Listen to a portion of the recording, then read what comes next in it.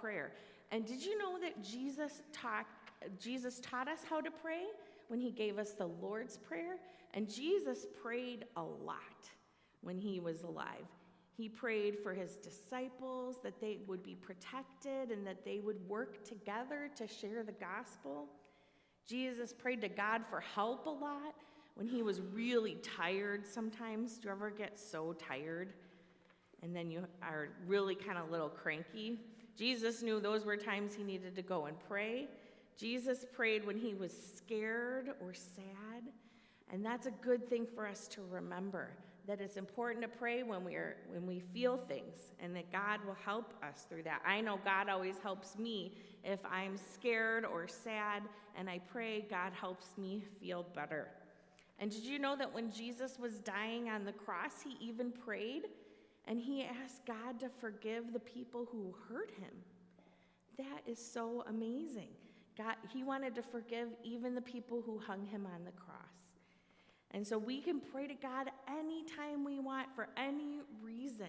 And so as you go through this season of Lent, I hope you'll pray a lot. And whether you're feeling tired or hungry or scared or just happy or you just want to tell God something, you can pray to God. You can just talk to God and tell him anything. So let's fold our hands and pray. And you can repeat after me and the congregation can join in. Jesus, you time for God to focus. Time for God to focus on our faith, focus our hearts and minds on God's word, through our prayer and worship. And as you go today, on the tables in the gathering area is this calendar, and it has just one thing you can do each day as a spiritual discipline for you throughout Lent. So there's prayers, there's little kind of activities, things to give up, things like that. So I encourage you to take one of these and use it to guide your faith life as you go through these next 40 days.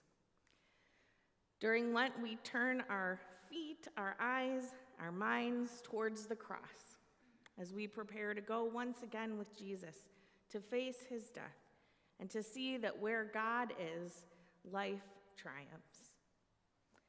Our readings took us to some strange places. Somewhere in the desert of the Middle East, where the Israelites are about to enter the promised land, and a wilderness somewhere in Israel, where Jesus spends 40 days being tempted by the devil.